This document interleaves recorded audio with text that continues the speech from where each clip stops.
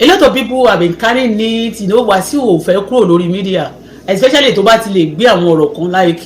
that yesterday suddenly la kò gbọ́ pé Wasiu ti kọ lẹ́tà síbi kan o, because ọ̀rọ̀ tí mo sọ lánàá yẹn tí mo ní kó lọ investigate ọmọ very dark boy yẹn, because Wasiu is involved in many things, but yẹ kó la fẹ́ sọ lónìí torí wọ́n máa ń sọ pé téyàn ò bá do you have evidence of some things you are saying, èyí tá a ní evidence a kó wọn dání báyìí kí ni wọ́n ṣe sí, they do nothing.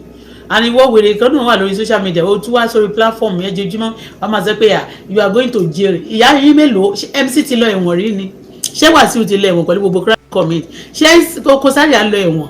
ṣé Lizzy Anjorin lọ sẹ́wọ̀n pẹ̀lú bó ṣe ṣọ́ọ̀tì lórí live chat, gbogbo yín tẹ̀ ń ṣe crime yẹn mélòó lẹ́wọ̀n tẹ́ ti lọ, tẹ́ máa fi ẹ̀wọ̀n lọ mí, gbogbo yín tẹ́ bá fẹ́ ẹ̀wọ̀n lọ mí ìyálàyà yín gbogbo ìran yín ìdílé yín ló máa lọ ẹ̀wọ̀n lẹ́ máa kú sọ́hùn, ó ti yé gbogbo tẹ́ bá fi lọ mí ló máa jẹ́ ìpín yín, tẹ́ bá ti fi rè lọ mí ibi tẹ́ fi ń lọ mí yẹn ló máa jẹ́ ti ní láṣẹ Èdùmàrè yẹn bó ṣe jẹ́. So ẹ káàbọ̀ lẹ́ẹ̀kan sí mo rí pé mo béèrè question ni Wasiu Ayinde ló ń fẹ́ jẹ Awùjalẹ̀ of Ìjẹ̀bú-Land. No be juju be that. Now ẹ jẹ́ àbẹ̀rẹ̀ báyìí ní ìgbà tí Wasiu Ayinde tá bá lọ sà tá lọ sínú ìwé mímọ́ àti ẹni tó gbọ́dọ̀ jẹ́ olórí ní ìlú òun náà ẹni tó ní ìwà gidi. If you don't want to be repeating your mistake the same continuously, if you don't want to be repeating your mistake continuously, you know what? You will not choose the wrong person. How can you know the wrong person? By their fruit you shall know them. Wasiu is a wrong person in the throne of Ìjẹ̀bú-Land. I'm not from Ìjẹ̀bú, okay? But that Awùjalẹ̀ throne of Ìjẹ̀bú-Land, Wasiu is not the caliber and the attitude and what Wasiu have done in our society. He doesn't qualify for that throne. That's number one. And I will tell you, wọ́n nígbà tí Wasiu àwọn kan ti gbé jáde wọ́n ní Wasiu sọ pé ipò ọba dára o, ipò ọba ipò yìí wù mí lọ́pọ̀lọpọ̀ mo sì máa dé ibẹ̀ o, máa dẹni àtàtà máa dẹni ọlọ́lá máa dẹni àtàtà máa dẹni àyẹ́sí borí bánjọba lọ́la o mo sì máa dé ibẹ̀ o. Àtọrọ fọ́ba Olúbàdàn ló tọrọ fúngbà yẹn, Olúbàdàn ìkíní kan akẹ́rẹ́ ìyẹn àtọrọ fọ́ba Olúbàdàn wá pẹ́. Ṣé rí ọba tí Wasiu ń tọrọ fún kì í ṣe ọba Awùjalẹ̀ of Ìjẹ̀bú-Land, ọba orin ló tọrọ fún gbà yẹn lẹ máa fi gbọ́ dẹ̀ ti jẹ ọba tó tọrọ fún gbogbo gbà yẹn ó ti jẹ́. Mo lẹ ṣe gbẹ́ pé tó fà padà wọ́n pé ṣe rádé tó wà lórí mi ọba fújì ni mo jẹ́. Ṣe rí bàbá ẹ̀bàrí síta bàbá kìíní kan aráyé bàbá ọba.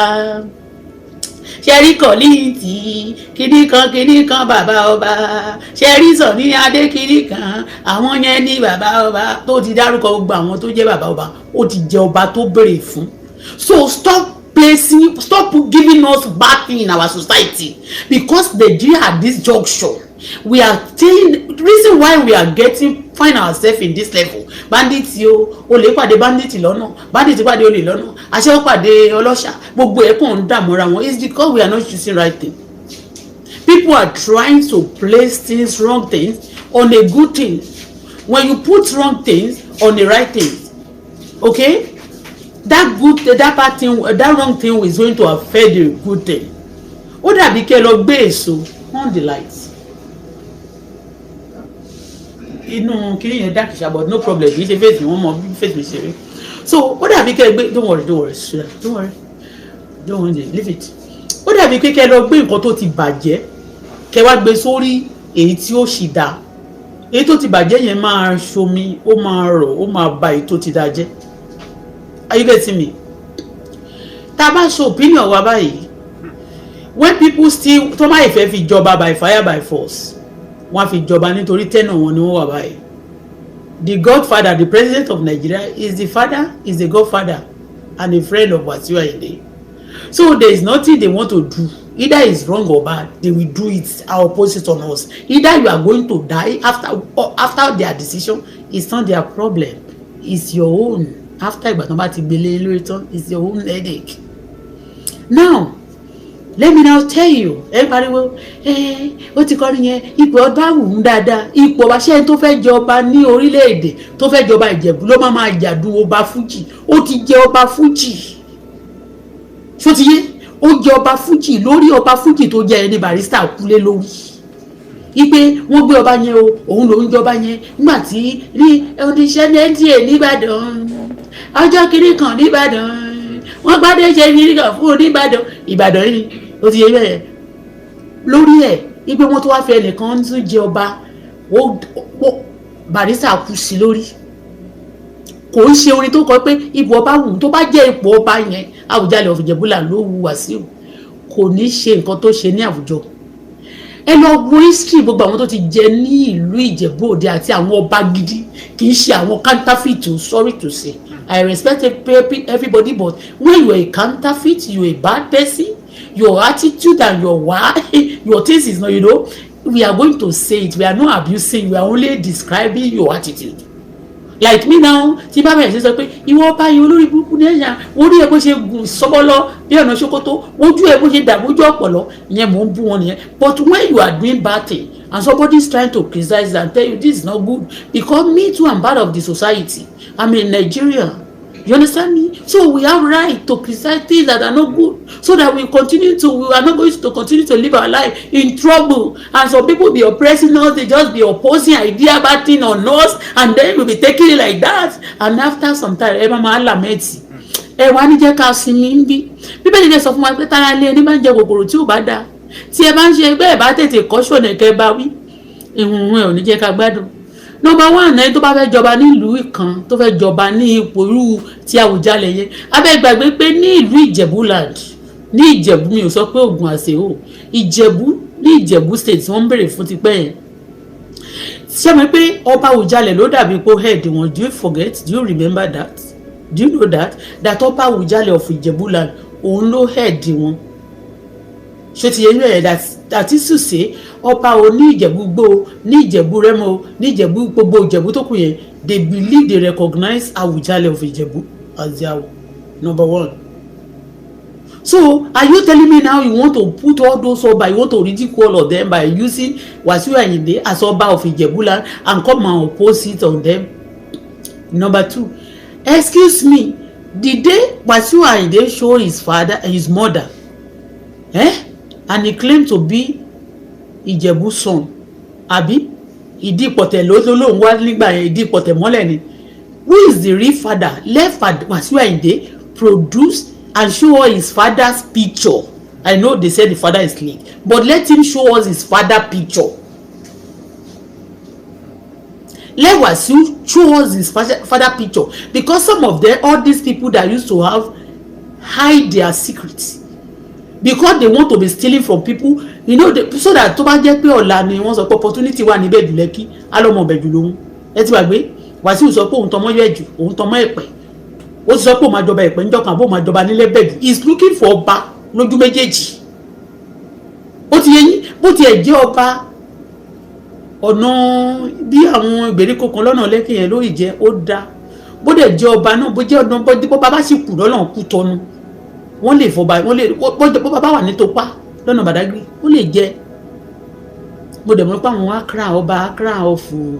Badagry wọn nígbà tó ti yẹn bó tí ó bá odidi ọba Ìjẹ̀bú-Land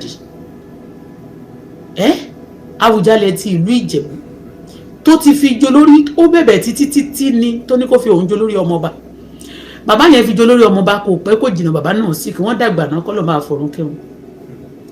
wọ́n dẹ̀ ti máa ń sọ pé àwọn kan sọ fún mi lára àwọn tó mọ Wàsíù dáadáa wọ́n ní Wàsíù kò yẹ kó máa kúnlẹ̀ fún yàn tí Wàsíù bá ti ń kúnlẹ̀ fún ẹ wọ́n ní kó máa sá ẹni tí Wàsíù bá ń kúnlẹ̀ fún tó bá ń dọ̀bálẹ̀ fún ó máa sick ṣòdìyẹ kì í ṣe rọ o ó ṣe àjò débẹ̀ ni but number one question tí àkọ́kọ́ ebèbè exam àkọ́kọ́ ni pé let Wàsíù show us his biological father pictures fìdípọ̀tẹ̀ ó ti yé ẹ jẹ́ kí Wàsíù Àyìndé ó ti ń bá àwọn èèyàn ṣe òkú bàbá wọn wọ́n dẹ̀ máa gbé píṣọ̀ bàbá wọn báyìí síbẹ̀ gbogbo èèyàn ẹ jẹ́ kí Wàsíù Àyìndé kó gbé píṣọ̀ bàbá ẹ̀ gangan biological father kì í ṣe àwọn tó máa ń yàn ọba Adétúnjí is my father this person is my father ọba Àwùjalẹ̀ is my father this one is my father ọba Oyèkọ́ is my father Kiriko is my father everybody is my father gbogbo èèyàn pátá ní father but biological father gangan let us show us. Because they are hiding all these criminals in our society, they do hide their identity. so that tí oyè bá wà mí kan wọ́n ní ọbẹ̀ ni àwọn ti wá opportunity yẹn wọ́n á connect wọn bí because that's why many of them they are hiding their identity. Do you understand me? And anybody that hide their identity doesn't qualify for any serious position if you don't want to put yourself in a danger. Those royal good àwọn pagidi àwọn royal thrones yẹn they meant for dignity people and decent people, not people that ó bayé jẹ́. Èmi sì ẹ má jẹ́ ká ti sọ débi ọ̀rọ̀ mi ní ìgbà tí Wàsíù kọ́kọ́ lọ sí ṣé mo pé ẹ̀sàmù àkọ́kọ́ nìyẹn ìgbà tí Wàsíù kọ́kọ́ lọ sí tó lòun lọ gba oyè gbogbo bí tó bá ti gba oyè báyìí ibẹ̀ máa dàrú ni ní etí ìṣànẹ̀ nígbà yẹn náà nìbàdàn ibẹ̀ dàrú ni nígbà tó gba oyè ọ̀pá wèrè ó kò máa ń láìkó oyè báyìí bí ẹni tó ń fi ṣe ẹni tó bá dẹ̀ bí sílé oyè gan àwọn ọmọ tó bá jẹ́ ọmọọba wọn ń gboyè ègé ẹ̀jẹ̀ sọ fún yín ṣe mọ́ pé ẹni tó bá ti jẹ oyè kò gbúdọ̀ tún jọba ní àwọn tó nǹkan tó bá ti lè gba oyè lọ́wọ́ èèyàn ò gbúdọ̀ gbọba èèyàn ò kì í jẹ oyè kó tún jọba. Wàsíù jẹ olórí ọmọọba olúbẹ̀bẹ̀ náà ń gbà yẹn ó ṣáà máa wá nǹkan kan ṣe ni ó jẹ olórí ọmọọba ok nígbà tí wọ́n fi jẹ olórí ọmọọba ó wá ń wọlé ló bẹ̀rẹ̀ sí í ṣe ètùtù bíi pé òun wà ní pé òun ti di ọba Àwùjalẹ̀ gbogbo ará orí Facebook àti gbogbo èèyàn ló bẹ̀rẹ̀ sí í rí sí ní tó ṣe yẹ pé this is not right.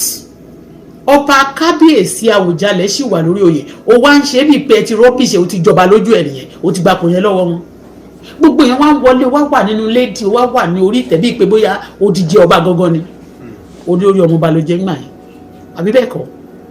nísìnyí ó wá tún padà wá lóun fẹ́ jẹ́ ńgbà tó ń wá ti wá sọ sí di ìsàbòtẹ́jì má jẹ́ tó sọ pé òun sàbòtẹ́jì bàbá ṣáà ti lọ sùn wọ́n ti lọ ẹ wá ṣe tán sí wá ló fẹ́ jẹ ọba Àwùjalẹ̀ yẹn tó ti gbẹ oyè wọ́n lẹ́yìn tó bá ti jẹ oyè tó gba oyè níbi kó ọmọọba ò kì í joyè either they call you prince or princess okay or you now inherit your father's throne or regent tí o bá ti decide bẹ́ẹ̀ tó máa jọba lélẹ̀ kó jẹ́ regent èwo ni pé kó o joyè tán kó o tún padà wá nísìnyí ló tún fẹ́ lọ jọba ẹlẹ́nkejì ẹjẹ́ ń tún sọ fún yín ìgbà tí Wàsíù lòun ṣàfẹ́ ọba ó lóun fẹ́ oyè ní ààfin Ọ̀yọ́ Wàsíù lóun fẹ́ Máyégún of Yorùbá land ní ìgbà tí Wàsíù náà bá fún Wàsíù ní Máyégún o láti ọjọ́ yẹn báyìí ogun tí ayé ò wá bí ayé ṣe ń gún tẹ́lẹ̀ jẹ́ pé ayé Nàìjíríà ṣì ń gún a ṣe manage one package gbogbo nǹkan kò tí ì worse by láti ìgbà tí Wàsíù ti jẹ Máyégún of Yorùbá ayé ògún gbogbo òjọra wọn ìlú èkúgò òkè bí eku mọ́ ẹyẹ òkè bí ẹyẹ yàtọ̀ sáwọn alátìkà àti àwọn crazy people like àwọn kò sẹ́ni tó gbádùn ó dẹ̀ lóun jẹ Máyégún again nígbà tó jẹ Máyégún of Yorùbá land tó lóun lọ gbé láàfin Ọ̀yọ́ ó kó àwọn tọ́ọ̀gì lọ́bẹ̀ torí tọ́ọ̀gì lòun náà ó kó gbogbo àwọn gúrùpù ẹ̀ lọ wọ́n da gbogbo ààfin rú pátá porogodo wọ́n jà ń bẹ̀ wọ́n ṣe bíi ó mọ ògógóró ó mọ tíyó ó ṣe yánmayànmá ló bá ńgbà yẹn títí ló ṣe rè kò tí ì di ọ̀kìn ó máa bíbejì fóun ni àṣọ bíbejì yẹn ó máa ṣe lọ́bẹ̀ sí ṣe bí olóògbògbò ló fẹ́ ṣubú sí kọ́tà ní ọjọ́ tí à ń sọ yìí tó lòun jẹ Máyégún ẹni tó yóò joyè ẹni ọjọ́ tó bá ti joyè báyìí nǹkan burúkú máa ṣẹlẹ̀ ní àwùjọ ibi tó bá ti jẹ oyè yẹn nǹkan burúkú máa rẹ́ lu nǹkan burúkú ni wọ́n sọ fún mi mo tún fojú mi rí ọjọ́ tí Wàsíù ti dé Ìjẹ̀bú Òde nítòótọ́ wọ́n kọ́ hòtẹ́ẹ̀ tó pọ̀ hòtẹ́ẹ̀ wá pọ̀ aṣẹ́wó pọ̀ rẹpẹtẹ àwọn ọmọ oṣù tẹ́lẹ̀tẹ́lẹ̀ 50% obìnrin wọ́n lè jẹ́ iṣẹ́ mọ̀ káwọn ọmọ máa ṣe runs tó wá ti lọ yunifásitì wọ́n rò pé bàbá wọn ìyá wọn sílẹ̀ you know the way they do but nígbà tí Wàsíù ti kọ́lé sí Ìjẹ̀bú Òde tí ó ti wà ń bẹ̀ tó ti wá àwọn ọmọ Ìjẹ̀bú 90% of obìnrin tó bá lọ ṣe school ní Ìjẹ̀bú tó lọ táyé tó láàrin yẹn Taske àbí tó lọ sí Oṣù gbogbo pátá 90% of them they are adults today àwọn dẹ̀ tó máa ya ìmìrì wálé ni ẹ ló wo ìran àwọn ọmọ tó bá lọ sí Oṣù yẹn tó jẹ́ obìnrin wọn àbọ́kùnrin wọn tó bá wọlé dé báyìí bíi pé kí step padà wọn kú step mother wọn kú tó ń ṣẹlẹ̀ mò ń sọ fún yín o ṣó ti yẹn mẹ́yẹn and again mo gbé ní Ìjẹ̀bú Òde dáadáa mo mọ Ìjẹ̀bú Ìjẹ̀bú Òde yẹn mo mọ Ìjẹ̀bú Òde Ìjẹ̀bú Òde few people náà mọ̀ mí kábíyèsí ọba tí wọ́n wàjà yẹn náà àti lọ síwájú lé wọn rí àti ká má rí wọn mọ́ ṣe ti yé bẹ́ẹ̀ yẹn. So I know Ìjẹ̀bú ó ti yé bẹ́ẹ̀ yẹn and I cherish them very well even before kí n tó mọ Wàsíù I cherish Wàsíù ló jẹ́ despite pé mo ní Ìjẹ̀bú rẹ̀ mo ti ṣìkà fún mi dáadáa rí ṣùgbọ́n Wàsíù ló tún jẹ́ kí n sọ̀rọ̀ Ìjẹ̀bú bad Ìjẹ̀bú àbẹ́rí despite pé wọ́n sọ̀rọ̀ Ìjẹ̀bú pé kí ni mo I always honour them because ibi tí n bá ti gbé tí n bá róúnjẹ jẹ tí n bá ti gbé tí ọ̀nà bá ṣí fún mi ibi tí n bá dé tí àwọn èèyàn bá fẹ́ kí n ṣòwò kí n jèrè I call them a place like that home. A lot of people believe I'm from Ìjẹ̀bú Òde even from people in Ìjẹ̀bú Òde too that some ọ̀gá kan táwọn gbà they believe I'm from Ẹ̀pẹ́ because the way I used to do I will do to people around me as if mo wà láàrin ilé mi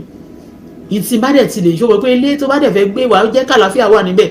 bó wá sí Àyìndé wọ́n sọ wípé nígbà tó ti dé Ìjẹ̀bú Òde àti nǹkan tá a gbọ́ àti nǹkan tá a rí wọ́n ní pé eku òkè bí eku náà o ẹyẹ òkè bí ẹyẹ o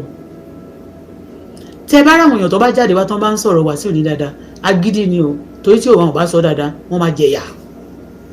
So a lot of people they are saying it just to validate to talk so that wọn ò ní faragbẹgba wọn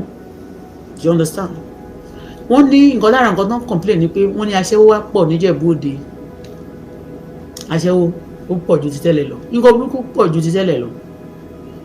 bí ìpè kan sọ iná sínú ilé onílé at the end of everything kan padà sọbẹ̀ dílé búrẹ́dì wọn kan bá yàwó níyàwó sùn kẹ́ni yẹn ọkọ ẹ̀ ní stroke àbí kó padà kú ṣe ti yé àbà wọn jẹ́ ẹni tó bá máa jẹ́ ni tó máa torí ipò ọba kò ń ṣe ipò ó lágbára ju ipò president lọ tẹ́ ẹ̀ bá mọ̀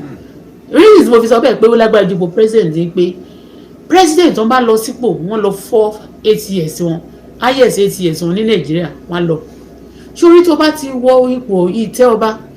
tó wọn bá kúkú dethrone ẹ ní Nàìjíríà sí wọn ọ̀dẹ̀dẹ̀ dethrone wọn ṣe bẹ́ẹ̀ náà dethrone àwọn tó bá wà disciplinary àkùdẹ̀ sẹ́ríà tó wà disciplinary tó yẹ nílẹ̀ Yorùbá so tó bá kú ti tó bá ti lè jẹ́ ipò ọba ò bá jẹ́ tọ́ọ̀gì ò bá jẹ́ terrorist ò bá jẹ́ bandit ò bá jẹ́ whatever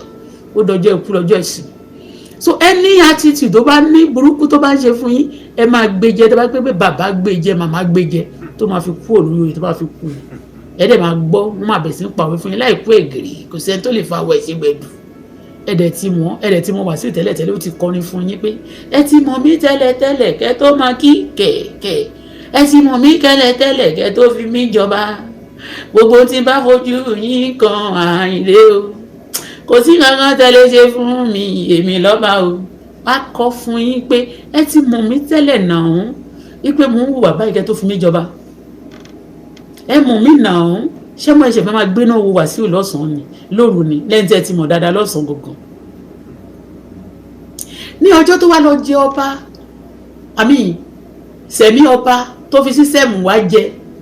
tí ọba tó jẹ́ ó wà lórí oyè gangan torí nǹkan tó máa lọ ifá tán dá fún kọ́ba yẹn bá lè tètè já kí òpin mi wọ́n bá lè tètè já òun náà ni pé kó lọ jẹ ọba méjì níbẹ̀ yẹn náà kó máa wárí fún bí ọba bẹ́ẹ̀ ni ní gbogbo ìgbà yẹn gbogbo àwọn ọba ìgbèríko kódà ọba Ìpẹ́ gan wá síbẹ̀ ọba Kàmọ́rùdín Anímàṣà torí ẹ̀ ń gbà gbogbo àtọ́ máa ń bú wọn pé ọba Kàmọ́rù yẹn wọ́n gba ilẹ̀ wọ́n ṣe kíní kan I know him very well I've reported Wasiu to him and he supported Wasiu and I know him also before he became king concept so I know him tí bá sọ mú mọ àwọn ọ̀rẹ́ wọn but yẹn kọ́ ni mò ń sọ sí but when you look at the people torí wọ́n máa sọ pé they just present people to people ipe all the people great people my great people yeah but do you know what people call great people in Nigeria? Money. When you have money, so far you have the money. Even the money, if you are doing ritual, you are killing people. They don't want to care how you get the money. So far you got it. Nobody respect. But the moment you start getting the money, whether you lọ talé onílé, o lọ gbalẹ̀ onílẹ̀, o ta nǹkan oníkan, o tọmọ lọ́mọ, o ṣàṣì oríṣiríṣi. You stole the money and the wealth of the country, and you make it yours. So far, you are getting the money. They will honor you. They call you a great person in the society. And that's why we find ourselves today in this level. That trouble bá ṣe ń pa ìgbìrì ọ̀tẹ̀ bí kan ṣe ń rú nìkan wọ́n máa jáde. Lẹ máa rí kí ọba kẹ máa find àwọn ọba míì báyìí. Tán bá gbé list wọ́n fi àwọn ọba míì wọ́n pò wọ́n ní àṣírí ni. Àwọn ọba míì wà nínú àwọn tó ń terrorize tó ń sponsor terrorism ní Nàìjíríà. iṣẹ́ ibi tá a wá dé yìí sìn ṣé kò yẹ ká bẹ̀rẹ̀ sí ṣe nǹkan right. You just want to say because I know this person he can give you money gbogbo ẹni tó bá ti sọ̀rọ̀ Wàsíù dáadáa ń sìn wọ́n máa fún crowd tẹ́lẹ̀ bá bẹ̀rẹ̀ sọ ẹ fún Wàsíù ní ọba yẹ o wọ́n máa bo bíbá yẹn lẹ̀ wọ́n lè fún mi pé eléyìí ṣáàtì tí mo ṣe wọ́n lè fún mi crowd wọ́n lè jẹ́ kí n rí bóyá coins dé ń bẹ wọ́n lè fi láìkì díẹ̀ sí torí pé mo kó bullshit wọ́n jẹ but èmi I don't want to eat any longer bullshit I don't want to eat dirty things because when you are eating dirty things it give you sickness and the dirty things most of the area we are placing everywhere in our country in the good places so you can feel good things see good people see don't feel dirty things see it has caused us a lot of virus that we are facing today. Bandits, all the killing, insecurity, fraud, people just stealing is nothing, killing is nothing, destroying life is nothing, jagidi is nothing. It's now because of the virus, because of the wrong people that are operating, occupying their good places. Ó ní bó ṣe bèrè lọ́wọ́ ni pé ṣé Wàsíù Àyìndé ṣó tọ́ sí ọba? Ọjọ́ tó lòun jẹ ọba tó wà ní ti olórí ọmọọba yẹn, ọjọ́ tó wà ní lady yẹn, ọjọ́ yẹn ni Mohbad jáde ni wọ́n ẹ bá ti fi jọba ẹ ti mú ẹyin celebrate ẹ̀kara yín iye ẹ̀wọ̀n tó máa fi ṣe ètùtù ayé torí pé level tó ń wá yẹn àwọn tó bá lógo tó rí pé ó ń dún dáadáa ló máa lọlẹ̀ fún. Wàsíù ò ní jẹ ọba kò dẹ̀ ní jẹ nǹkan kan kí nǹkan kan má ṣẹlẹ̀. Ọjọ́ tó ń sin òkú mọ́mí alájà Sàlámì alájà màmá wọn ọjọ́ yẹn ni bọ̀bọ̀ tó wà ní Kwara yẹn tó ń pè ní tó lu ṣẹ̀kẹ̀rẹ̀ yẹn ọjọ́ yẹn ni wọ́n gbé sí.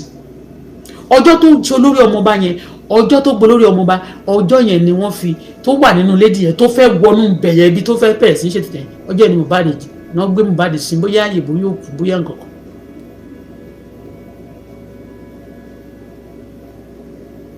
ṣé ló mọ pa àbótọ́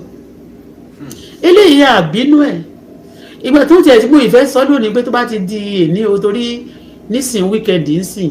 president máa ní àyè láti sinmi díẹ̀ because wọ́n busy láti beginning of this week everywhere scatter issue matter scatter like that. Mo wá ní òkè má tiẹ̀ sọ pé òkè o ẹ̀yìn àwọn àbáṣẹ́dọ̀ bí ò tiẹ̀ ju Ghana àbí Kútọ́nù àbá ambassador tó pa àbí àbáṣẹ́dọ̀ bí kan kẹ́ẹ̀ tí èèyàn fún Wàsíù náà mo ìfẹ́ sọ. Ìgbà tó ń dẹ̀ ti pé Wàsíù náà ti dúró pé àbáṣẹ́dọ̀ tó bá máa yàn ó dẹ̀ ti wá rí i pé ojú òun ti ká o kò sábàṣẹ́dọ̀ ńlẹ́ o bóyá àbáṣẹ́dọ̀ ti tán. Ẹ má jẹ́ ìtàn yìí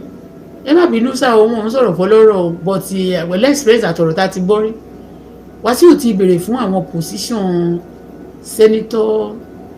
many things like that before today. President wa yẹn náà ni wọ́n náà lọ bá tó béèrè lọ́wọ́ wọn pé ẹjọ́ mo fẹ́ jẹ senator system ni ọgbọgbọ́n làgbàlagbà máa fi ń sá fún màálù system pátákórógodo ni president wa ń gbà nísìn gbà yẹn wọ́n ṣe wọ̀ tí di president wọ́n fi sá fún wa sí pé má jẹ president ṣáà máa kọrin fún wa ní ẹgbẹ́ APC àwọn máa fún ẹ lówó gbogbo àwọn tó bá ti command pé kó fún ẹ lówó wọn fún wa yẹn wọ́n fi sísítẹ́ẹ̀mù yẹ sílẹ̀ ni torí wọ́n ti mọ̀ wípé tí Wàsíù bá ti jẹ sínétọ̀ kan rí ọ̀fẹ́ǹsì ẹ̀ ó máa commit crime ju bó ṣe wà lọ torí ó ní òfin kan tó di ìwọ̀n Nàìjíríà pé tó má ti lè jẹ sínétọ̀ àbí tó ti lè ọmọ tó ti lè obtain one position or the other before nínú system yẹn so they will pardon their whatever offence wọn ní fún wọn ní problem like wọn ní kant wọn ní lè mú wọn wọ́n ti wọṣọ àṣegbé nìyẹn ṣe ti yé systematically ni bàbá yẹn ló fi dọ́ọ̀jì wọn yan ọmọkiri ṣé mọ́kiri àbí ọmọkiri rínà ọmọkiri as ambassador ìlú wo ni wọ́n yan ọmọkiri sí náà mi ì ti ẹ̀ mọ̀ lóye wọ́n yan mo wá ń wo gbogbo lísì yẹn mo dà kó máa sí Wàsíù ní lísì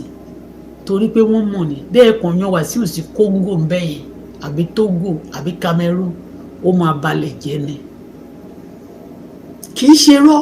ohun kókó fúnra rẹ̀ ọ̀rọ̀ tá à ń sọ yìí ó lè dàbí pé à ń sọ̀sọ̀kùsọ̀ àbí pé ṣe ni àwọn èèyàn hate ẹ̀ anybody tó bá wà pẹ̀lú senses ẹ̀ máa mọ̀ pé it's not hate I'm not saying this now from the place of hatred or because I just want to talk. No, I'm saying it that prevention is better than cure. Are you getting me? Prevention is better than cure. Kò ní ṣe ipò ọba Ìjẹ̀bú Ìjẹ̀bú Òde for that matter. Àwùjalẹ̀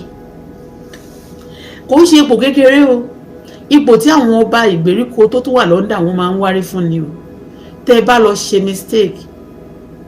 tẹ́ bá gbọ́ pé tìyín báyìí òun ló jẹ́ bẹ́ẹ̀.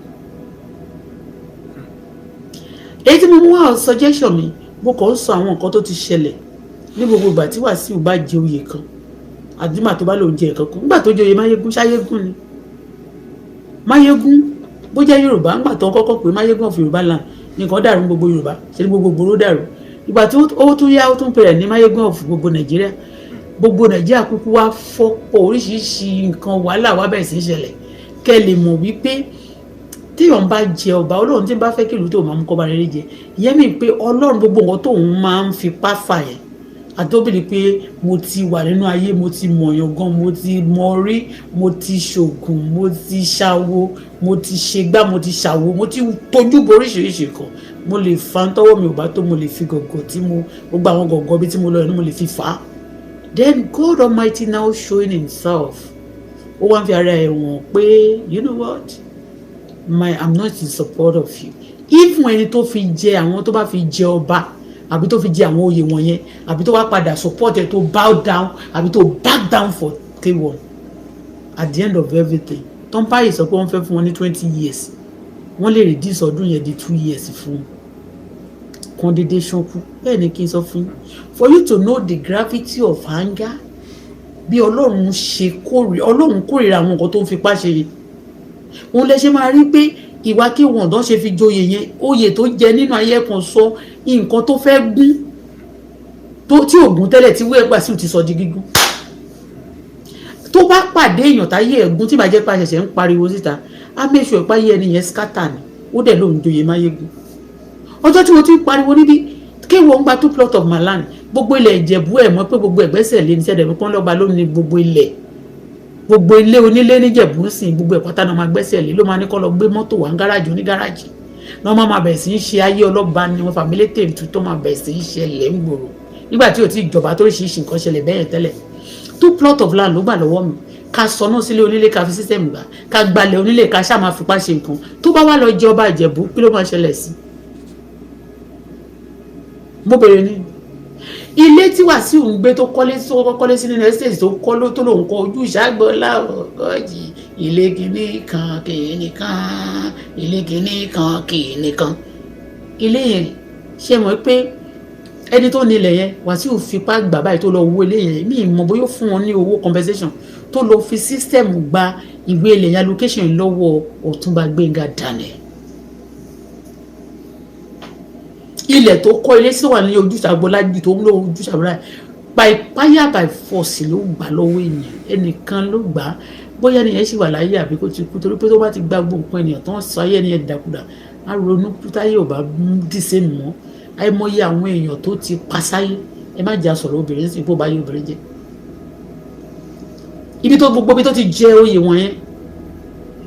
ọjọ́ tó wọ ààfin Ọ̀yọ́ tó lóun fẹ́ lọ ṣèwúyè, wọ́n da gbogbo Ọ̀yọ́ rú. Ọ̀yọ́ mọ̀ pé àwọn criminal wọlé, ó kó àwọn criminal wọlé.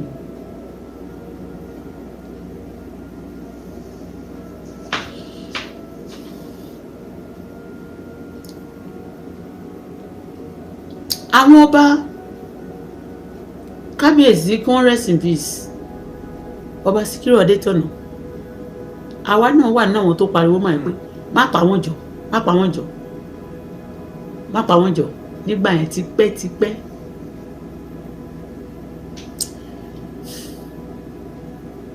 If not, bàbá yẹn á ti jásẹ̀ for long before the time gan pàpà.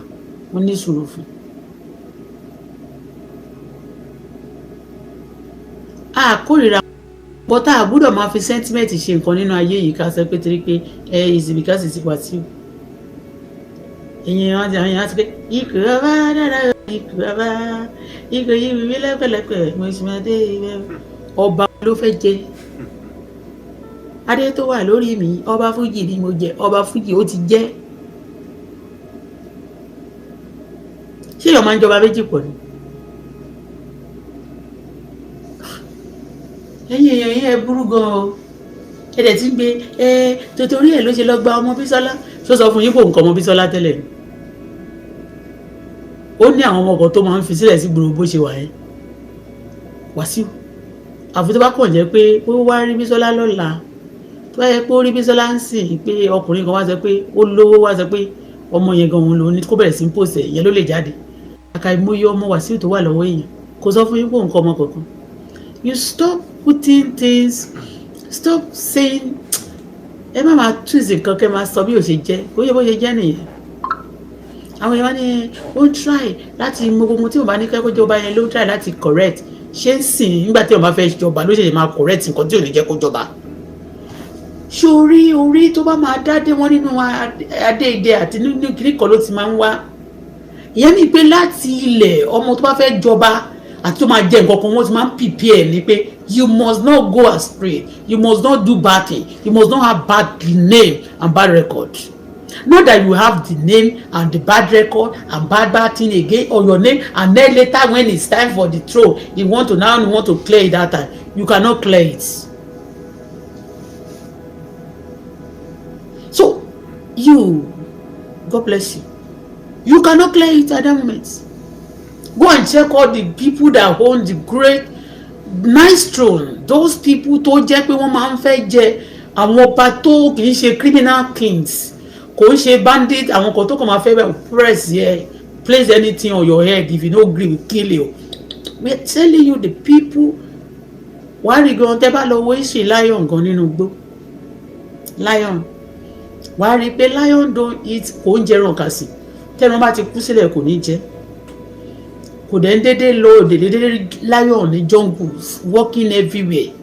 like you can see kó máa rí bó ṣe máa rí àwọn rats àti oríṣiríṣi other animals. You can't see the lion walking around like that. Wasiu is ordinary, it's not a lion, it's ordinary. Ó lè jẹ́ leopard, ó lè jẹ́ anything. Ó máa ń bí ẹranko lásán, bí èèyàn lásán, ó kàn máa ń rìn kiri ni. Kò síbi tí ó máa sọ fún yín pé kò síbi tí ó mọ̀ straight. Ọba tó bá máa jọba, tó máa jókòó sórí ìtẹ́ gidi, ìtẹ́ tá à ń sọ bí irú tí Àwùjalẹ̀. Kò ń ṣe ẹni tó ti lu ayé ẹ̀ nílòkulò jákujáku. Tẹ́ máa sẹ́ pé ó ṣe change. Ṣé yóò kí ń change? Soldier remain a soldier. Once a soldier is a soldier. Once a bad person is a bad person. Once a soldier is a soldier. You don't end. You can change in it so suddenly because why repair opportunity kan wá sọ fún ayé kò change. Change my food. It's not. That's not the way it works. Torí ẹ̀ nígbà yẹn tó bá sọ pé wọ́n ń dá ifá èdè tó ń sọ yẹn àbí wọ́n lọ wò ó lọ́dọ̀ pásítọ̀ àbí lọ́dọ̀ wọn pẹ́ pèsè wọ́n fẹ́ yẹ nǹkan wò wọ́n fẹ́ sọ fún ẹ pé ta ló kójú òṣùwọ̀n jù dáadáa ta ni ìwà ẹ̀ dá kì í ṣe owó nìkan gbà mí ṣé ti yé because a lot of benefit come with the royalty as a king there is a lot of benefit you are going to máa hard to eat the moment you want tó ti dórí ìtẹ́ yẹn tó bá lówó tẹ́lẹ̀ gan tó bá ti dórí ìtẹ́ tó jọba bí ojú sálárì àtàwọn nǹkan kan máa hẹ́n.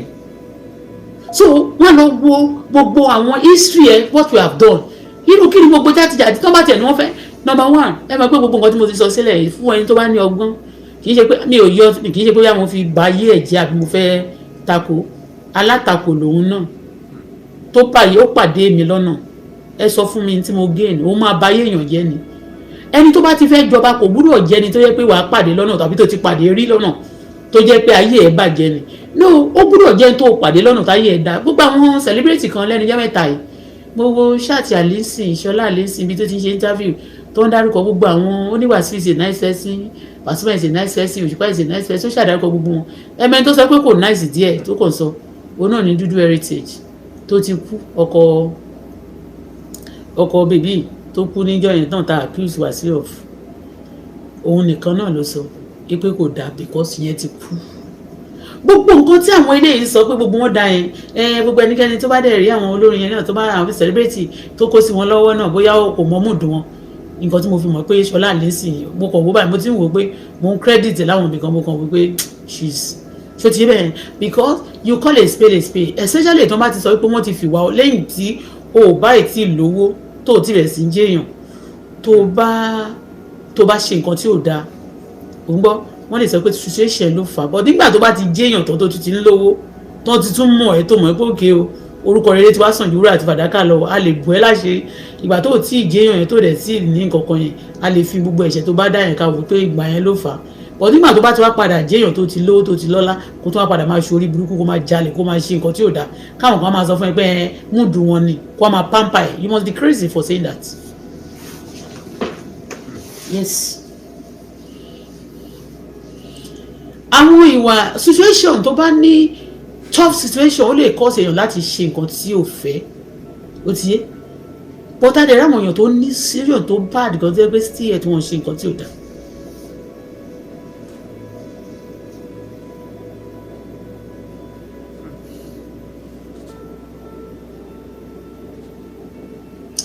Somebody said, can I ask you a question? Can I ask you something? Please, if you can, mind I ask. You are free to talk. If you want to talk to me, talk to me. Somebody say, are you from Sudan? I'm a Nigerian, from Ondo State, Ikare Akoko. Because I look black, I'm not as black as that too. I just, there's no light in this place. I'm black. Let me show you my face. You see me? You see me? Mm-hmm. So I'm not from Sudan. I'm from Nigeria. I'm a Nigerian.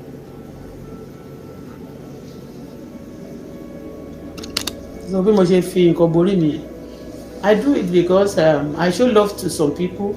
Because when you cover your head at times, people believe that maybe you are from one tribe, you are from one religion or the other. I'm for God. And I'm for good people. Anybody, so far you are doing what is right, I'm for you, you are for me. So I hate bad people and people with bad attitude. People used to say that, Tani ò lẹ́ṣẹ̀ nínú ayé kò sí, but tó bá continue nínú ẹ̀ṣẹ̀ o lè ní kórè ọ̀fẹ́ máa pọ̀ sí. To me, ẹ̀rọ pọ̀rọ̀ púpọ̀ ò kàgbọ́. To me, I believe that pé kò tọ́ sí. Kí wàá sí ò sọ fún wa kó mú píṣọ̀ lé bàbá ẹ̀ jáde gbogbo. Anífowóṣe ló porúkọ bíbẹ̀. Anífowóṣe Àyìndé o oore tó ṣe fẹ́ mi kò lè gbàgbé ìgbà tó yá ojú ìṣàgbọ́lá ó di àfìtí pọ̀tẹ̀ mọ́lẹ̀. Èwo ní ìdílé wo náà tuntun tó fẹ́ jẹ́ sí tó tuntun sọ pé òun tó máa ìdí kìnnì kan fìdí pọ̀tẹ̀ ló lóun ti wá o. Ó ti dárúkọ ìdílé oríṣiríṣi tó ti wá ó ti yé but ń sìn bóyá the last man standing ìdílé tó ń sọ pé wọ́n tí ọba kàn sí ó sọ pé bẹ́ẹ̀ lòun ti wá sọ last ó dúró wọ́n ti gbé kíní yẹn ó ti wà níta for the past 2 months or 3 months tó ń sọ pé kó ní kálukú gba fọ́ọ̀mù ẹni tó bá fẹ́ jọba ẹni tó bá ní interest so but àwọn ìdílé tó bá jẹ́ pé àwọn gọgọ ló kàn àwọn náà máa gbé jáde last gbà tó wá dé last ó dẹ̀ pé gbà tó dé last stage lòun ṣẹ̀ wá jáde so torí kò mọ̀ èyí tó máa yàn án gbà tó wá ti dé bẹ́ẹ̀ kó sọ fún wa kó gbé picture dáàdì ẹ̀ jáde kó sọ fún wa kò ń ṣe dandan kí bàbá èèyàn kọ́lé bí bàbá yín ò bá tiẹ̀ kọ́lé ẹ̀yin ti kọ́ ẹ ti gbalẹ̀ ẹ ti fi oríṣiríṣi ó ti yín mẹ́rin ẹ gbé picture bàbá yín jáde ẹ sọ pé ilé bàbá yín rèé o ẹ̀gbọ́n bàbá yín rèé o àbúrò bàbá yín rèé tí bàbá kan ìyá kan jọjọ bí wọ́n rèé o ẹ gbé jáde wá sí o challenge ẹ ti bá gbogbo èèyàn ṣe òkú ìyá wọn àti ti bàbá wọn ẹ ti ṣòkú alájà ni ẹ kò ṣiṣẹ́ ọjọ́ mẹ́jọ ni àbí kílẹ̀ ṣe ń jọ yìí ẹ ti ṣòkú bàbá yín náà ó yẹ kẹ́ ṣòkú bàbá yín kẹ́ gbé picture síbẹ̀ kẹ́ jẹ́ kárí yín báwo làwọn èèyàn ṣe máa ṣe fraud ti pọ̀ jù somebody want to be a king wà á dédé gbọ́ pé bẹ́ẹ̀ náà ni mò ń wo I don't want to be obìnrin ni mí nì but ọmọ ọkọ original ni mí ní iṣẹ́ ọmọ àlè nígbà kan tí mo gbọ́ tí wọ́n sọ nígbà ìmọ̀ ẹnìkan ọmọkùnrin yóò ṣẹnu bí ẹnu ẹ̀ wúwo bíi tèmi báyìí náà ọmọ ọ̀kà rẹ̀ tó bá ti fáyẹ̀ máa rẹ́nu wọn tó tíìkì ọmọ ọ̀kà rẹ̀ ò kì í ṣe kẹ́nu wọn máa tíìkì majority àwọn tó bá fáyìn dáadáa tó bá ti jẹ́ àti àwọn ẹni wọn máa ń tíìkì ẹnu wọn náà máa dàbí pọ̀mọ́ lọ́kọjà torí pé wọ́n máa ń jẹ pọ̀mọ́ dáadáa ilé máa ń jẹ yán oúnjẹ tó máa ń jẹ bóyá máa ń jẹ kó sanra sétè anyway bọ̀bọ́ yẹn ní ọjọ́ náà lọ́mú sọ́rí ló bá ń sọ pé ní kàrẹ́ǹsì wọ́n wá bẹ̀rẹ̀ sí ń tàgbé wọ́n rò bóyá máa sọ mọ́ kọ̀ wípé ẹjọ́ tó wà wájú ọlọ́run kò ṣe jẹ́ sìgá àti gbó alẹ́ lónìkàrẹ́ kíní kan lónìkàrẹ́ nísìnyí o ní tìtòun o alẹ́ lónìkàrẹ́ ó kàn sọ ìgbà tó máa wá kí alẹ́ tó máa kí alẹ́ wọn tó máa sọ story tó máa ti wá ń sìn yẹn nìkan máa ní Ifẹ̀ làwọn ti wá o kíní kan làwọn ti wá o ìgbà làwọn ti wá o kòlò làwọn ti wá o because wọ́n fi sí wọn lẹ́nu anyway to cause the story short nígbà tó máa pe alẹ́ mọ́ rọrùn àkókò mi ìyájú sọ́ba kankan o torí mo ti gbèjà àwọn ọba lórí mídíà àgbà tó ń fojú ọba gbolẹ̀ ń bí ọba tí ò jẹ́ ti lómi gan mo stand fún so gbàtà máa kí alẹ́ wọn ní alẹ́ the second wọn ní olórí burúkú eléyìí mọ́ tí máa kọ́kọ́ fẹ́ dá lóhùn níjọ́ yẹn wọ́n máa distract mi ní ọ̀rọ̀ ìkàrẹ́ ni máa bẹ̀rẹ̀ sí ń gbé sórí níwà àwọn tó máa mọ story current story ń sìn wọ́n wà ń bẹ̀ èmi ò dẹ̀ fẹ́ anybody débi pé màmá sọ pé ẹjọ́ àǹtí mi sáré bá mi gbé kinní kan àǹtí mi títí ọmọ Babatunde ọba Babatunde so I can call aunty and be asking but nínú ilé bàbá mi èmi Bọ́lá Fọláṣadé Ṣubúladé ọba mẹ́rìndínlógún ló ti jẹ́ nílé bàbá mi ó wá fẹ́ fi wé di kinní kan alẹ́ the second tó fẹ́ fi alẹ́ the second àkádìrí mọ́mọ́ bàbá mi you know because níjọ́ yẹn mi ìfẹ́ sọ̀rọ̀ ọba nísìnyí láti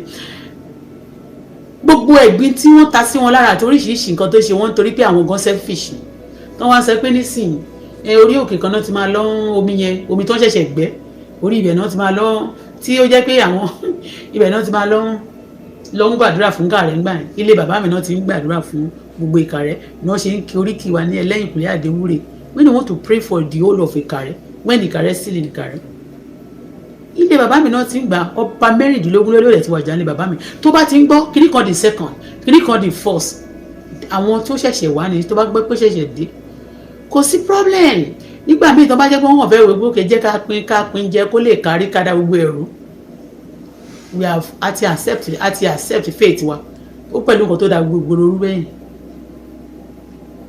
tó bá jẹ́ pé bẹ́ẹ̀ ni tó bá fẹ́ gbàdúrà fún wọn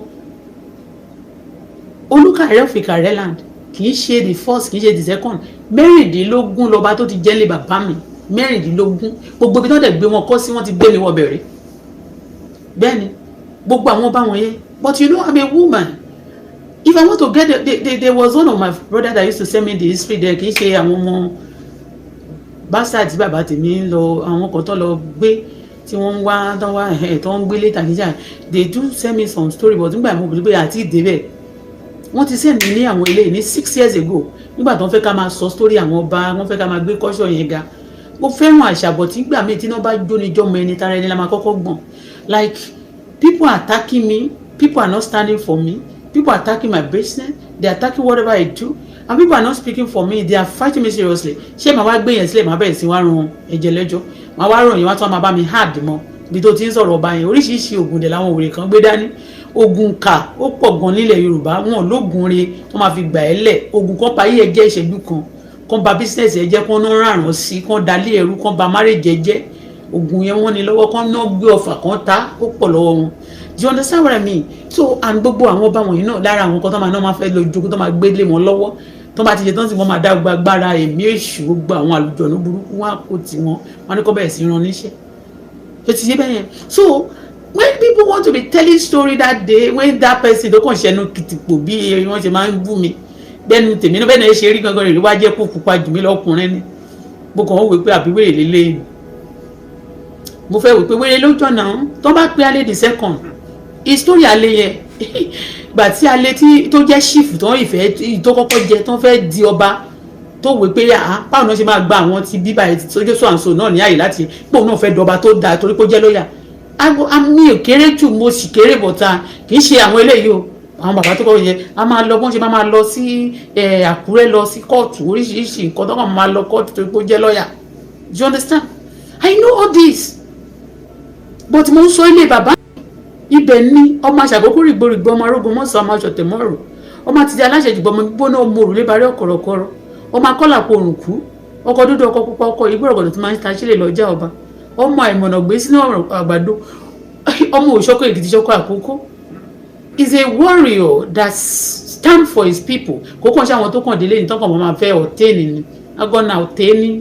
agbọ́nà bí irú Wàsíù tó lóun fẹ́ lọ jọba ń sìn ọdún Wàsíù ti wọ́ba lóríṣiríṣi ó ti ẹ̀wà dẹ́kìtì gan nílùú Péjú nílùú mọ́mì sórí pé mo respect mọ́mì dáadáa torí pé màmá ń gbà mí wọn ò kì í béèrè fún ọmọ tó máa bí torí ẹ̀yin bẹ́ẹ̀ ìwà àjọ̀nú kó sínú wọn ni bóyá ńgbà tí wọ́n dẹ̀ bí ayé tán láàjọ̀nú ṣe ìwà ráyè kó sínú wọn tó process wọn because you have done hard work into the society and you want to obtain a throne that needs to be for the dignity people and decency how could that possible no be you be that K1 so eka so ilé opinion wa we are just saying it because if you want to bá ṣe something lè stop tí president bá lóun fẹ́ fi ẹ́ síbẹ̀ ẹni tó bá bẹ̀rẹ̀ takò gan wọ́n lè bẹ̀rẹ̀ sí lọ assassinate kan pa wọ́n dànù torí pé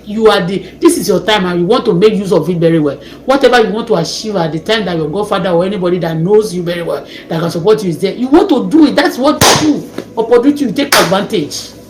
but people taking advantage of things are not the good people that really want good thing for that area and surrounding. So ẹni tó bá tọ́ sí ipò tó dára ipò ó jẹ́ ẹni tó bá ní ìwà tó ní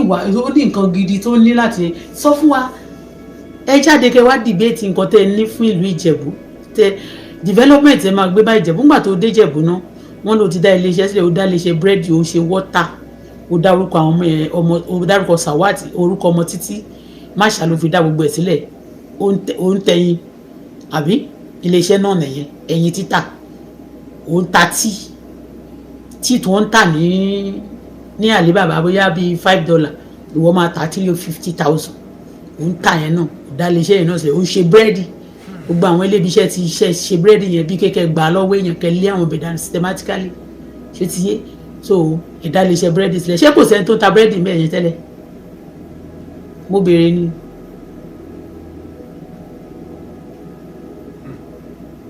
kéwọ̀n àwọn tó dẹ̀ ṣiṣẹ́ lọ́fíìsì yín àwọn ìyá àtọmọ náà bí kékeré báyà sùn pẹ̀lú ọmọ sùn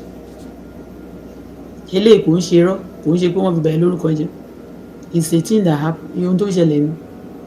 all these things people say hey, it's a problem tó bá ti lọ fún bribe tó ń ṣe kíní kan tó bá lọ ń bá sọ̀rọ̀ wọ́n máa ní wàá máa sọ pé problem ni ṣebí tó bá ní problem ló máa kọ́kọ́ lọ solve kó tó di pé wá dé wàá sọ pé tó wá máa kó problem kò bá problem Nàìjíríà Ìjẹ̀bú Òde tó jẹ́ pé come out and tell us what you have for Ìjẹ̀bú that you are going to do.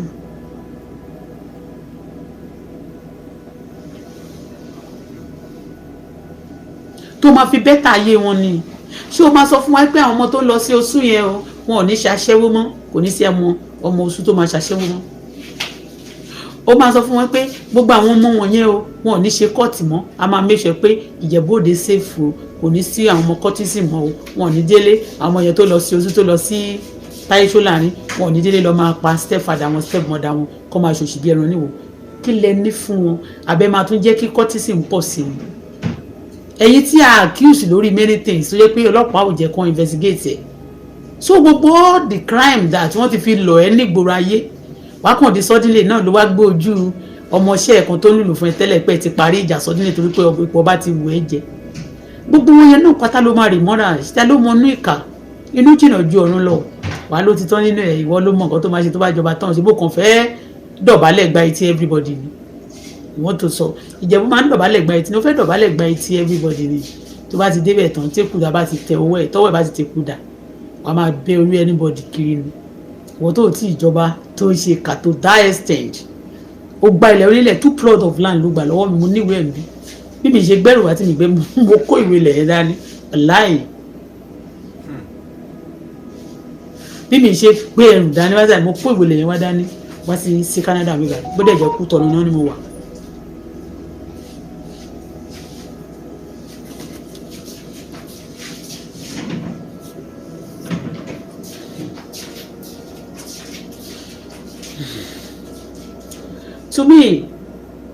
to me o qualify ó ti jẹ́ oyè oríṣiríṣi jù ó ti yé to me o qualify ó ti jẹ́ oríṣiríṣi oyè ó máa ń jàdú oyè báyìí ni ìgbà tó ló jọba orin lórí àwọn tó ló jọba orin sí yẹn ó mọ ìgbà tó bá Òṣùpá Saheed jà ìyá Saheed Òṣùpá kú sí kó tó di pé ó bọ́ nínú ogun yẹn ó mọ iye èèyàn tó kú fún ilé ẹ̀ dá gbogbo kan ló dàrú kò lè jẹun nǹkan ò bọ́ sí mọ́ kó tó di pé ó gba visa fún ìyàwó first wife tó kó káwọn ọmọ ẹ̀ lọ sí Amẹ́ríkà kó lè lọ máa bá yí tí ọmọ ẹ̀ wá di ọmọ tí ìjọba Amẹ́ríkà bá tọ́. What are you telling me? Ọmọ àwọn ọmọ tó ogun tó pàdé tá a bá sọ Ọlọ́run má jẹ́ àpàdé ogun lọ́nà má jẹ́ àpàdé àgbákò àkóbá àdábá Ọlọ́run má jẹ́ àrí bí àwọn yín lọ wà. Èyí tó lòun kùkùté ti bí tó lòun màláíkà ṣe bó ló ṣe náà ni tó bá ti ń bá wọn jà báyìí ló máa ṣe kókókó ò tí ìdọ́ba nìyẹn o ọba orin kan ló jẹ́ kò bílí pé seniority lo seniority lo apariwo ni káwọn èèyàn tó lè máa rí òkè mú wọ́n nìkan ló gba show bó ṣe ń gba ti politician ló máa gba ti gbogbogbò lo oppose lo oppress everybody lo dí ọ̀nà mọ́ everybody ó bá jọba Ìjẹ̀bú ilé eku òní kó bí epo ẹyẹ òní kébé kì í ṣèpè ààrẹ ní kó má fi jẹ́ tó rìn wá láti Ìjẹ̀bú náà bọ̀tí a máa sọ fún wọn tó bá ti yá. ẹni tó bá máa jọba kò ní jẹ́ni tó yẹ pé torí ipò ọba jẹ́ ipò tó le tó yẹ pé agbára ti wá tó máa wà ìwọ tó ti ń lágbára ńgbà tó ti lágbára ìwọ tó ti ń bẹ́yàn lórí ńgbà tó ti fún ẹ nídà ìwọ tó ti ń pa èèyàn nígbà tí ò sẹ́ni tó lè béèrè lọ́wọ́ ẹ nígbà tó ti jọba ẹ gbà wá kẹ́ ẹ̀ no be juju be that K1 lọ sẹ́ńpẹ́ ní kò fún ẹ lábàáṣẹ́dọ̀ ó ti yé kò ń ṣòwò lòun wá kiri torí kẹ́ẹ̀kan gbogbo tán ti kójọ sọ́wọ́ ẹ̀ tẹ́ ti gbà àti gbogbo ètò fagídí gbà gbogbo kan oníkan tó ti fagídí kójọ ó mọ̀ kan again tó bá wá lọ jẹ ọba tán bá lọ ṣe mistake torí mistake ni tán bá gbé ẹ síbẹ̀ ok tán bá lọ ṣe mistake gbé ẹ síbẹ̀ sí àwọn tó ń kọrin fún kọ́ ta ló fẹ́ tì wọ́n fún sí ta ló fẹ́ máa ṣé o mọ̀ pé àwọn tó ń gbọ́rin Wàsíù wọ́n yàtọ̀ sọ́run tó ń gbọ́ ti Pàṣọ ṣé o fẹ́ lọ fi depression pa wọn ni into ti start you have to finish it o ṣé ti yé àbí o máa tún kúrò mẹ́rin o máa tún bọ́ sórí àbó máa tún di ọba wà á tún bọ́ sórí wà á dédé bọ́ kúrò lórí ìtẹ́ lọ́jọ́ kan wà á tán lọ máa kọ orin o lè ṣe o kó kàn lè fi ìtẹ́ yẹn náà kó kàn sọ bẹ̀ dìdàkudà ni kó kàn tó break ìbèrè rẹ́kọ̀dù kan àwọn tó ń kọrin fún wọn yẹn ṣó fẹ́ kí depression pa wọn ni ta ló máa bá ẹ tọ́jú wọn àwọn tẹjọjọ ń sọra yín bíi ẹ má bínú o ẹ má bínú sa ẹ má bínú àwọn tẹjọjọ ń sọra yín bíi òsínwí bíi wèrè kì í ṣe gbogbo àwọn èèyàn pàtàkì tó máa ń wá sí ọ̀dọ̀ ẹlẹ́ẹ̀kọ̀kan táwọn ló fẹ́ transfer wọn fún manage ẹ o máa manage nǹkan ẹ ṣó ti yé máa manage nǹkan ẹ torí ibi tó wà yẹn orí ibi wèrè tó máa ń ṣe lórí stage yẹn ibi tó ti into specialize àyàn mẹ́rin nìyẹn ibi tó specialize lórí yẹn manage it manage ẹ o gbọ́ torí ṣé máa dìde sí wà déédéé bẹ́ lórí oyè lórí ìtẹ̀wá ló máa kọrin kiri ni àbí báwo kò torí kò yé mi simply wọn sẹ it's good gbogbo yìí tẹ ẹ̀kọ́ tẹ wá ń pariwo Wàsíù wọn fẹ́ Wàsíù fẹ́ jọba Wàsíù fẹ́ jọba ẹ kàn sọ fún yín ṣé ẹ wà ókè ṣá ṣé ẹ wà ókè ó ti submit o ó submit petition tiẹ o ó submit application tiẹ o ó submit kìíní kan tiẹ o fọ́ọ̀mù tiẹ ti wà submitted ṣé òun nìkan ló submit fọ́ọ̀mù ṣe wọ́n ti ń submit fọ́ọ̀mù láti 4 months ago kí ló yẹ tí ó submit fọ́ọ̀mù ẹ̀ láti beginning of the issue the time tó jẹ́ pé màtọ́ wá sọ bóyá wọ́n ti dé final stage kò kò mọ family tó máa mú àwọn lọ sọ kí ló dé ẹ̀yin tẹ́ kàn máa ń jẹ nídìí ìdàrú yẹn láti máa kó wa sínú problem yẹn ṣé mọ̀ pé Lizzy Anjorin sọ pé wọ́n máa sọ̀kò fún ẹ̀yin kan àgbàlagbà ló sọ náà pé ẹ̀yin tẹ́ bá ti kọjá 60 àbọ̀ pé kọ́ máa sọ̀kò pa yín pé àwọn fẹ́ pa gbogbo yín sọnù ṣé kìí ṣe ìwà burúkú ni o kẹ́ rí nǹkan tí ò dá báyìí kẹ́ má lè sọ tòótọ́ ọ̀rọ̀ kẹ́ máa pákéjì orí burúkú máa tẹ́ bá ṣe tán kẹ́ máa kígbe bọ̀ aláìkí bí ọba yẹn ṣe ṣe o aláìkí ọba yẹn ṣe ṣe o aláìkí ọba yẹn ṣe ṣe ọba yẹn wá góòlù o ọba yẹn ń jà wá lólè o ọba yẹn ń pa àwọn èèyàn o ọba yẹn ṣe Wàsíù máa pọ̀ sí o tó bá gbọ́ pé worse was our worses tó bá gbọ́ worse was our worses òun ló máa ṣẹlẹ̀ o tẹ́ bá gbọ́ pé ṣé àmọ́ kó dẹ̀ ti gbogbo ẹ̀ fi ẹ̀ dáṣà kò dẹ̀ sáṣà tí Wàsíù dá nínú fíìmù tí ò gbé wá sí reality gbogbo fíìmù tó máa ń ṣe wọ̀nyẹn ẹ máa gbọ́ pé ẹ tí ì rí nǹkan kan ẹ tí ì rí nǹkan kan ooo ẹ tí ì rí nothing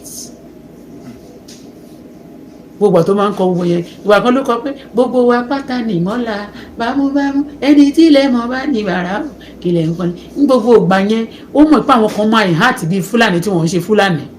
tí wọ́n dẹ̀ máa ní wọ́n ń pààyàn táwọn náà máa ná gbọ́mọ gbogbo ìgbà tó dì sí gbòòrò ń sìn anybody to that kill in Nigeria either you are Yoruba or nobody you are not Yoruba you are Igbo you are Fulani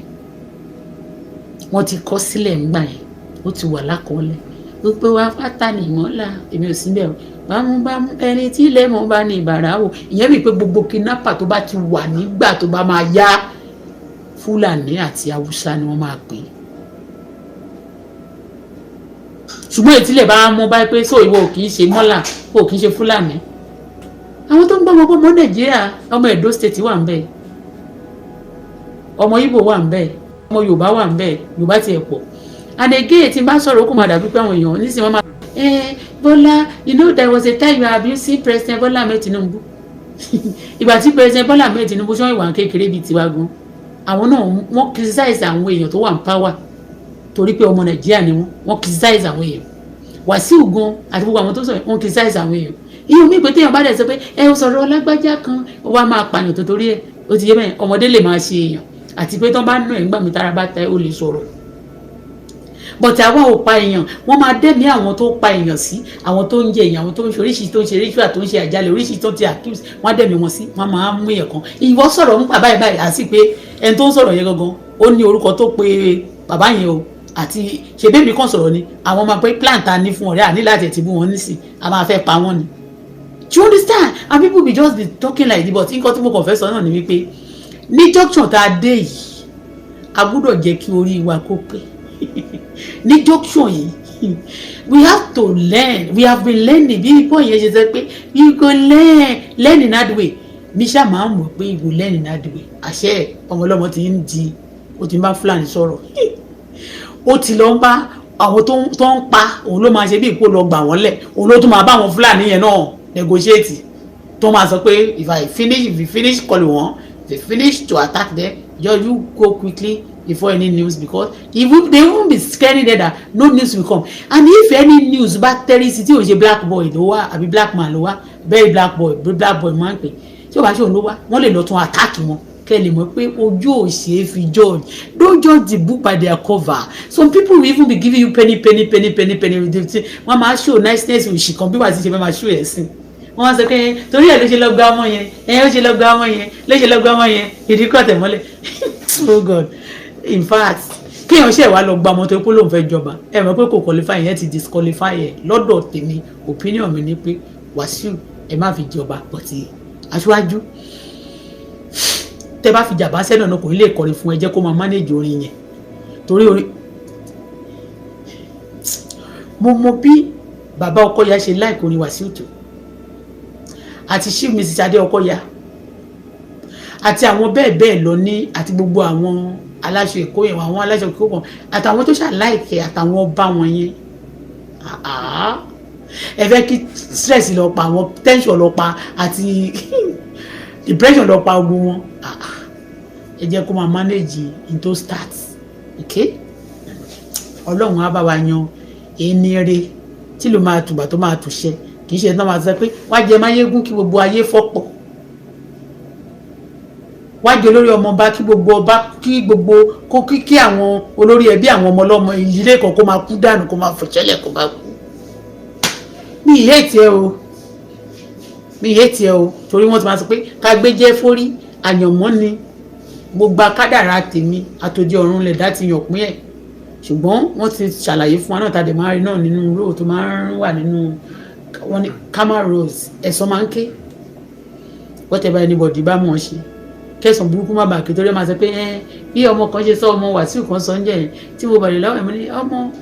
bí bàbá yín ṣe iṣẹ́ ẹ̀sán òní ké báyìí ó lẹ̀sán máa ké ó ní ṣùgbọ́n kì í ṣe generation ẹlẹ́sán máa ti ké mo ní kí ló bá mo ní ṣe o ti bọ́ lọ́hùn ìwà tó lọ́hùn ti jọ dialogue lórí ẹ̀ ó láwọn ń pray ni pé kó má gbẹ̀sán ń sìn kó jẹ́ 4 generation mo ní òkè sọ àwọn jẹ́ 4 generation àtọmọ tẹ bí sílẹ̀ you hate them èmi love àwọn ọmọ tèmi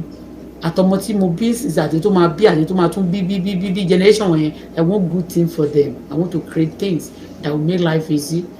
àtọ́lọ́run ní máa fi bá mi ṣàánú fún wọn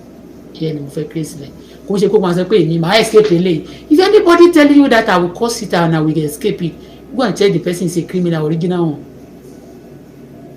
Okay?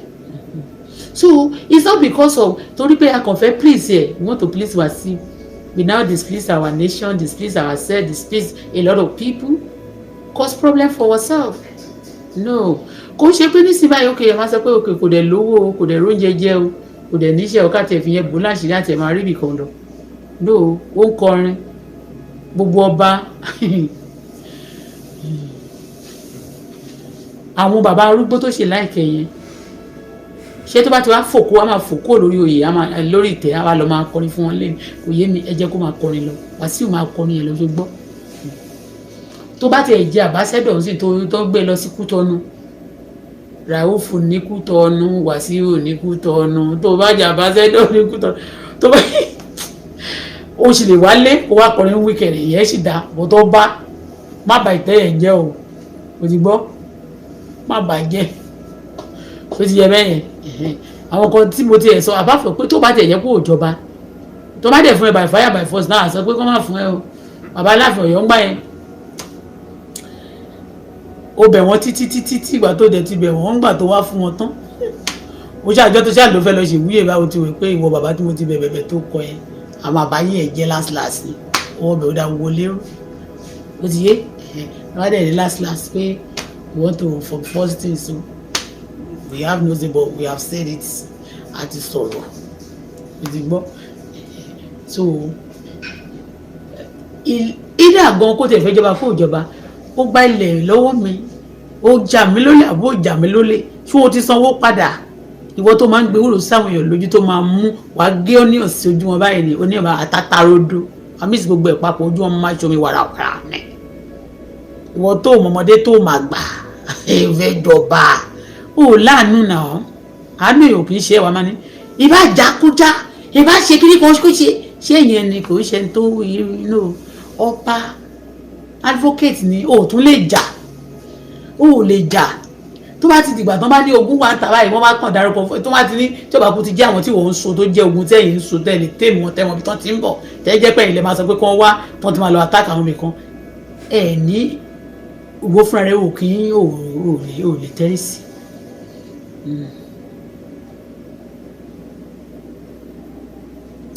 ok ẹnìkan ní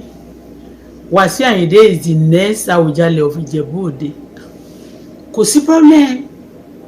kò sí ìgbà tó jọ lórí ọmọọba náà oṣù ti yẹ yẹn ṣèbí Mohbad ṣáà ọjọ́ tó ṣòkú yẹ bọ̀bọ̀ tó wà ní Ìlọrin yẹn ó kú ọjọ́ tó lọ sí ààfin náà tó gba iye oyè Máyégún ṣáyé yín gún ṣáyé ò bá gún ṣógún kò gún ṣé ìlú bẹ̀rẹ̀ ààfin náà kò dàrú ẹ bá ṣe sọ ń bìbà yìí náà ẹ̀yin lẹ́nu ìgboro sì tẹ́ bá jẹ́ pé ẹ̀yin lẹ́nu ìgboro ṣé ti yẹ yín ẹ̀yìn kò sí problem bó ṣé kí n sọ ọ̀rọ̀ fún yín tó níbẹ̀rẹ̀ máa ń lò tó. Oníwàsíù is the next ọba of Ìjẹ̀bú-Land Awùjalẹ̀ of Ìjẹ̀bú-Land kò sí problem. àwọn ọba tí a rí wọn ò kí ń lé obìnrin dànù sígbó Wàsíù ti lé ṣé Wàsíù ṣó máa lọ gbogbo àwọn obìnrin tó bímọ fún tí ò ní ọkọ yẹn láti ìgbà ìwáṣẹ̀ ṣó máa lọ kó wọn padà wálé ni mo béèrè ni ẹ máa bàjẹ́ torí pé agbára wà lọ́wọ́ yín ẹ bàjẹ́ ta ló fẹ́ bí yín Ọlọ́run nìkan náà ni ọba òkè òun nìkan náà ló lè bí yín òun la ṣe sọ pé agboolé ọba ni bàbá ẹ tó bá ti jẹ́ agboolé ọba ni ẹnìkan àtijọba ń bẹ̀rẹ̀ ẹ sọ fún wa ẹni kó gbé píṣọ bàbá ẹ jáde gangan ẹ tó dẹ̀ ti jẹ nílé wọn ẹ̀gbọ́n bàbá mi rèé o àbúrò bàbá mi rèé o ìyá kan bàbá kan ló bẹ́ẹ̀ lè yàtí léyìí o you understand èèyàn hide píṣọ bàbá ẹ bẹ́ẹ̀ yẹn àárí a máa gbọ́ pé fìdípọ̀ tẹ̀ ní ilé tó bá ti ní wọ́n dé gbogbo wọn bẹ́ẹ̀ yẹn fraud a lè dárúkọ fraud kings we have it in Yoruba land fraud kings especially láti ìgbà tí bíi 10 years ago exactly fraud king pọ̀ gan-an ìyẹn bó ṣe jẹ́.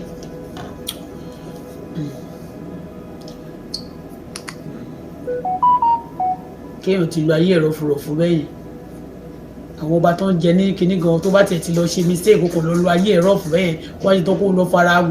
gbogbo dọ̀tí kó gbẹ rẹ̀ kó gbogbo jàkújákú kó gbogbo jọgọjọ kó lọ sórí ìtẹ̀yìn ẹniwé ilé ní sàmì ìjọmọ jẹ̀bù.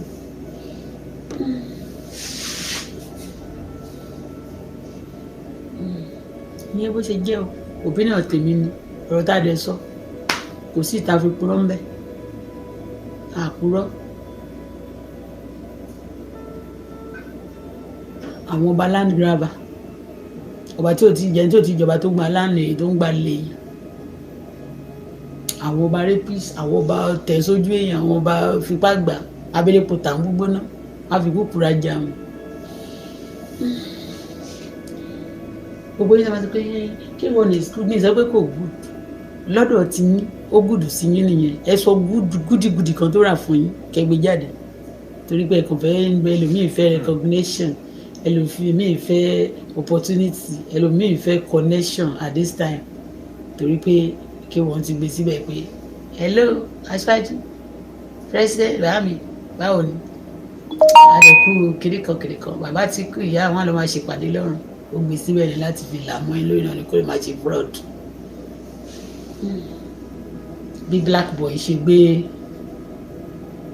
baba Christopher Musa tó gbé sórí mídíà pé I know this person níwà ẹ̀ńtọ́ ní kó lọ bá kó máa fight terrorism ọ̀rẹ́ terrorist ni òun fúnra rẹ̀ terrorist ni ó tún lọ ń bá ọ̀gá tó ń fight tán ni kó fight sójà tó máa fight ó tún lọ ń bá aṣọ rẹ̀ so kàníbi ìwé náà bí able to fight kò ń ṣe ẹni tó máa lè ó mà tó bá débẹ̀ tó bá dọ̀bálẹ̀ fún tó dẹ̀ pé gbogbo information tó bá rí náà I know him now a máa fún wọn ní information ọjọ́ tó bá fẹ́ mọ́ a máa ṣe all those things anyway a kí yín láti bí báyìí láti ìlú wọn ní Togo ní bí báyìí jẹ́ bọ̀ tí èmi o mo wà ní Canada bóyá àdúgbò ìgbé wọn máa tún gbé a máa ní Togo street tẹ́lẹ̀ tó bá yá ìyẹn bó ṣe jẹ́ ẹ bá wà fún Auto Bola you are a good woman you sì ló ní ìgboro okay thank you ó ní Auto Bola you a good woman ṣáàmù ni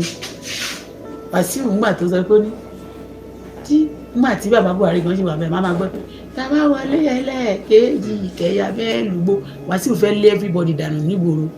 ṣẹ́dọ̀ èèyàn lẹ́fẹ́ fi jọba sorry o ẹni tó ní ìgboro gan president pé owó ni bọ̀bọ̀ yìí nídìí ẹ̀jì fílẹ̀ ká fi síwèé wá because ó máa da gbogbo ẹ̀tìn rò bí bàbá Tinubu mọ̀ ṣe wà yẹn wọ́n sì mọ gbogbo wọ́n èyí tó ń bá ṣe kiri wọ́n sì ní Wàsíù máa da gbogbo ẹ̀rù ni tó bá gbọ́ fọ́pọ̀ mọ́yọ̀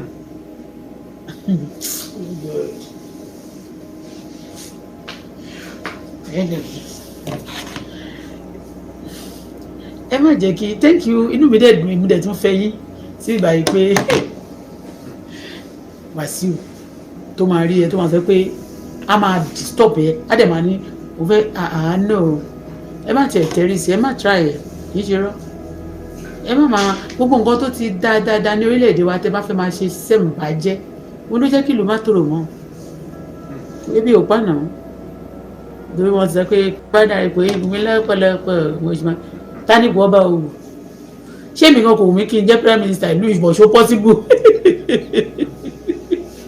èmi gangan ṣé kò wù èmi gan ṣùgbọ́n láti mo wà yìí bí mo ṣe jẹ́ ní ìjọba Canada yìí bí mo ṣe dúdú Canada ṣé kò wù mí kí n jẹ́ prime minister ìlú yìí ṣé bọ̀ tí ó lè kò possible now kì í ṣe gbogbo nǹkan tó bá wù èèyàn lèèyàn kàn máa sọ pé kí ni ìwù mi tó bẹ́ẹ̀ ti wù ẹ́ náà wọ́n dúdọ̀ gbélé ẹ lọ́wọ́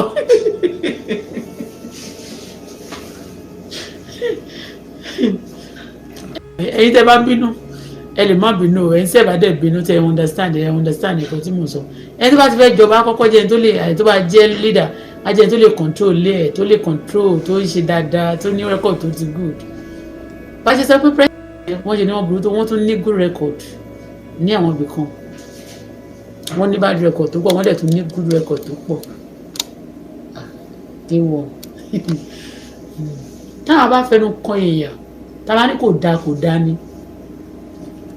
kò sí orúkọ méjì tó ń jẹ́ ọjọ́ tí mo ti ń ké tí ó ti rí pé mo ń lọ nínú trọ́pù yìí give me more trouble ó dẹ̀ jà mí ló lè ní á dẹ̀ máa bínú pé mo sọ̀rọ̀ òun ní burúkú how can you be wicked to me and then màmá dẹ̀ sọ̀rọ̀ ẹni dáadáa mo dẹ̀ ti sọ dáadáa rí kò dẹ̀ tún remorse kò sí nǹkan tó lè ṣe fóbìnrin tó máa fi àdọ́kùnrin gan tó bá ṣe tẹ́ni kò dá tó máa bí ìbá jẹ́ pé bóyá mídíà ń jẹ́ kí ẹ sọ̀rọ̀ táwọn èèyàn dẹnu bò ní itú tó ń pa kò kéré ẹni tó yẹ pé wọ́n ṣe máa gbé wá sórí social media pé the way you are doing things not right not right not right do the needful do the right thing yẹn ni ìyẹn lè máa gbé lọ kó jọba tó bá yá ń sè wọ́n kàn máa sọ fún yín pé ọba báwo ló ṣe máa ń kọrin kan pé ọba ń kọ́ ọba máa ń pa ọba ni pé ó kọrin kan mo ti rántí ẹni tó bá rántí kẹ́ kọ́ mi pé ọba arọ́bá fìyìn lọ́ba máa pa tiẹ̀ ní kìnnì kan àti tiẹ̀ ní wọ́n ṣe bóyá kọ́kọ́ yẹn arọ́bá ṣàmọ̀ wọn pé arọ́bá fìyìn lọ́ba máa pa á kàn máa pa yín ṣeré ni alẹ́ rí òfin gbogbo ẹ̀yin tẹ́ ti rí fín tẹ́lẹ̀ á kàn pa gbogbo yín ni toró ti dọ́ba mo ti gbọ́ o báwo yìí kẹ́ lọ́ọ́ fi jọba náà yóò sàbí kò lè pa èmi ṣàtọrọ ọmọ Canada ni mí president Nàìjíríà wọn ò lè pa mí wọn ò tọrọ ọmọ Canada ni mí mo dẹ̀ gba Amẹ́ríkà kọjá kí n tó wá sí Canada Amẹ́ríkà mo kọ́kọ́ gbà ọmọ Canada àti Amẹ́ríkà mi ṣe sẹ̀mí Amẹ́ríkà àti Amẹ́ríkà Canada bọ̀ Nàìjíríà bọ̀ wọn ò lè pa mí tí wọn bá fẹ́ kí àwọn president tó bá wà mẹ́rin ọkọ̀ ṣe báyìí fún wọn ó ti yé wá sí òkè.